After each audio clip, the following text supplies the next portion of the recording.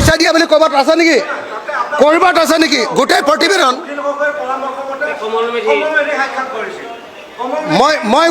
মই সেইবিলাক ক'বলৈ নাযাওঁ। এতিয়া বেলেগ পাৰ্টিলৈ গুচি গ'ল। মই কে এম এছৰ নামত ওলোৱা নাই। 3 লাখ কথাটো ওলাইছে কমল মেধিৰ নামত। মোৰ পৰামৰ্শত যদি গৈছে বুলি যদি কোনোবাই প্ৰমাণ কৰিব পাৰে, এটা ফ্ৰডে আপোনালোকে নাজানে। এই যিটো ফ্ৰডে কোৱা কথাটোক লৈ আপোনালোকে ডাঙৰ নিউজ বনাইছে। আপুনি শুনি লওক, আপুনি কথাটো শুনি লওক। আপোনালোকৰ এজেণ্ডাটো হ'ল নহয় জানো? আপোনাৰ কথা কৈছোঁ মই। আপোনাৰ এজেণ্ডাটো মোৰ নাম লোৱা নাই। মোৰ নাম ল'ব পৰা নাই পইচা লোৱা বুলি। মোৰ নাম অখিল গগৈ। মোৰ নাম কোনো কেলেংকাৰীৰ কোনো মানুহে অখিল গগৈক পইচা দিছে বুলি কোনো মানুহে ল'ব পৰাৰ সাহস অসমত জন্ম হোৱা নাই। পইচা দিছে বুলি ল'ব পৰাৰ সাহস অসমত জন্ম হোৱা নাই। মই আপোনাক চেলেঞ্জ কৰি ক'ব পাৰোঁ, কোনো কেলেংকাৰীত অখিল গগৈক পইচা দিছে বুলি কোৱাৰ কোনো মানুহ জন্ম হোৱা নাই বুলি মই চেলেঞ্জ কৰি ক'ব পাৰোঁ। আপোনালোকে সৰু কথাবিলাকক ডাঙৰ কৰি আছে। গৌৰৱ গগৈক ডাঙৰ কৰি দিছে, কমল মেধিক ডাঙৰ কৰি দিছে, দুলাল বৰাক ডাঙৰ কৰি দিছে। এই গোটেইকেইটা লগালে 6 লাখ টকামান 7 লাখ টকামান হ'ব। APSC কেলেংকাৰীটো কেইবা হাজাৰ কোটি টকাৰ কেলেংকাৰীয়ে নহয়, ই এটা অসম ধ্বংস কৰা ডাঙৰ অভিযান আছিলে।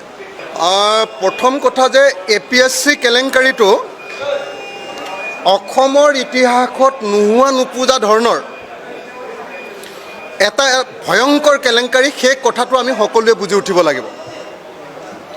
এইটো মানে বেলেগ সৰু সুৰা কেলেংকাৰীৰ নিচিনা নহয়।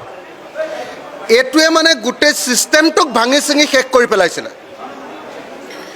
মানে APSC কেলেংকাৰীটো কৰিবৰ কাৰণে আচৰিত ধৰণে মানে APSCৰ নিচিনা য'ত মানে অসমৰ আটাইতকৈ গুৰুত্বপূৰ্ণ পদবীবিলাকত চাকৰি দিবৰ কাৰণে হোৱা পৰীক্ষা, সেই পৰীক্ষাটোত নকল বহি বনাই লোৱা হৈছিলে।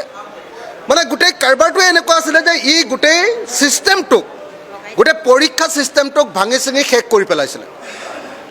গতিকে সকলোৱে এটা কথা মনত ৰাখিব লাগিব যে APSC কেলেংকাৰীটো কৰিবৰ কাৰণে, তেনেকুৱা এটা কেলেংকাৰী কৰিবৰ কাৰণে অকল এজন ৰাকেশ পালেই বা অকল আয়োগখনৰ জৰিয়তে কেতিয়াও সম্ভৱপৰ নহয়, যদিহে তাত গভৰ্ণমেণ্ট জড়িত নাথাকে।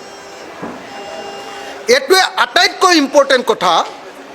আৰু BK শৰ্মাৰ ৰিপৰ্টত এইটোকে লুকুৱাব খোজা হৈছে। BK শৰ্মাৰ ৰিপৰ্টত, বিপ্লৱ কুমাৰ শৰ্মাৰ ৰিপৰ্টত 14জন মানুহক দোষী সাব্যস্ত কৰা হৈছে, চেয়াৰমেনৰ পৰা PSO লৈকে। কিন্তু তাত কোনো দোষী সাব্যস্ত কৰি দিয়া এখন তালিকা আছে, আপোনালোকে চাই ল'ব। সেই তালিকাখনত 14জন মানুহক দোষী সাব্যস্ত কৰা হৈছে, য'ত চেয়াৰমেনৰ পৰা, এক্সামিনেশ্যন কণ্ট্ৰলাৰৰ পৰা PSOজনলৈকে এই 14জন মানুহক দোষী সাব্যস্ত কৰা হৈছে। কিন্তু গোটেই কেলেংকাৰীটোৰ পৃষ্ঠপোষকতা কৰা প্ৰকৃত যিসকল ৰাজনীতিক, তেওঁলোকক সেই কেলেংকাৰীটোৰ পৰা নাইকিয়া কৰি দিয়া হৈছে। আৰু যাতে সেইটো লুকুৱাব পাৰে তাৰ কাৰণে BK শৰ্মা প্ৰতিবেদনখনত অকণমান মানে হাঁহি ধেমালিৰ খোৰাক দি দিয়া হৈছে যে কমল মেধিয়ে 3 লাখ টকা ল'লে বুলি, যে আপোনাৰ দুলাল বৰাই 2 লাখ টকা ল'লে বুলি। লৈছে নলৈছে নিশ্চয় হ'ব পাৰে, ল'বও পাৰে। কিন্তু এইটো 2 লাখ টকীয়া বা 3 লাখ টকীয়া কেলেংকাৰী নহয়। বা BJPৰ MLAজনে 60 লাখ টকা ল'লে বুলি দেখুৱাইছে। কি নাম এজন? গুৰুপ্ৰসাদ দাস, গুৰুজ্যোতি দাস, তেওঁ 60 লাখ টকা ল'লে বুলি দেখুৱাইছে। এইটো 60 লাখ টকাৰ বা দুলাল বৰাই 2 লাখ টকা লোৱা বা কমল কুমাৰ মেধিয়ে 3 লাখ টকা লোৱাৰ কেলেংকাৰী এইটো নহয়। এইটো হ'ল গোটেই ভাৰতবৰ্ষৰ ভিতৰত এখন ৰাজ্যৰ এডমিনিষ্ট্ৰেটিভ ছিষ্টেমৰ কাৰণে তৈয়াৰ কৰা অফিচাৰ্ছবিলাকৰ যিটো পৰীক্ষা, সেই পৰীক্ষাটোক সম্পূৰ্ণৰূপে মাফিয়া ষ্টাইলত একেবাৰে ধ্বংস কৰি দিয়া এটা কেলেংকাৰী। নাম্বাৰ 1। নাম্বাৰ 2, এই কেলেংকাৰীটোৰ আটাইতকৈ ডাঙৰ কথাটো হ'ল যে ই সুদূৰ প্ৰসাৰী। কাৰণ ইয়াৰ জৰিয়তে অসমৰ এডমিনিষ্ট্ৰেশ্যন চলা, সেইটো পুলিচ এডমিনিষ্ট্ৰেশ্যনে হওক বা চিভিল এডমিনিষ্ট্ৰেশ্যনে হওক, গোটেই এডমিনিষ্ট্ৰেশ্যন চলা ছিষ্টেমটোৰ কাৰিকৰবিলাকক ACS আৰু APS অফিচাৰবিলাকক তাতে তৈয়াৰ কৰা হয়।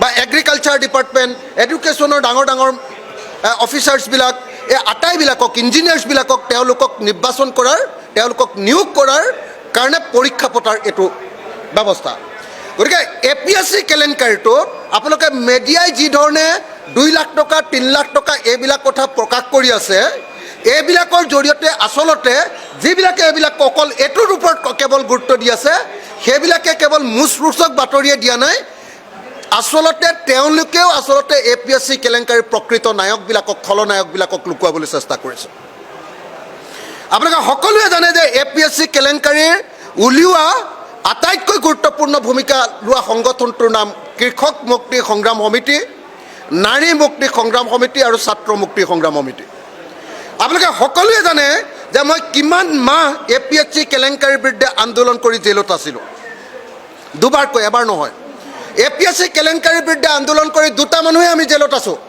অখিল গগৈ আৰু অনিল বড়ো আছিলে কমল কুমাৰ মেধিৰ লগত জইণ্ট ছেক্ৰেটাৰী আৰু মই আছিলোঁ উপদেষ্টা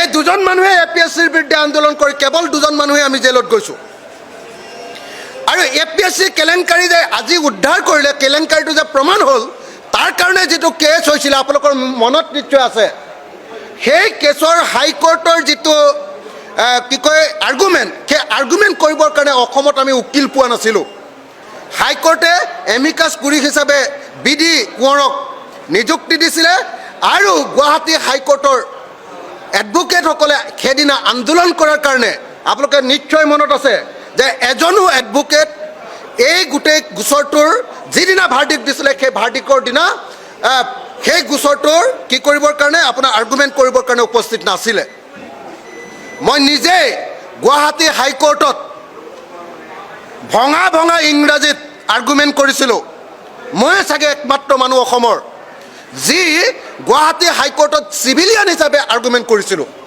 আৰু চিভিলিয়ান হিচাপে আৰ্গুমেণ্ট কৰি মই দুটা ৰিজাল্ট উলিয়াই আনিছিলোঁ 1 নম্বৰ CBI তদন্তৰ ৰিজাল্ট উলিয়াই আনিছিলোঁ আৰু 2 নম্বৰ আপোনালোকৰ নিশ্চয় মনত আছে APSCৰ কেলেংকাৰীৰ সকলো উত্তৰ বহি আৰু ভাইভাৰ গোটেই ৰিপৰ্ট এইবিলাক সংৰক্ষণ কৰিব লাগে বুলি 2023 আৰু 2013 আৰু 14ৰ সকলো ৰেকৰ্ড সংৰক্ষিত কৰিব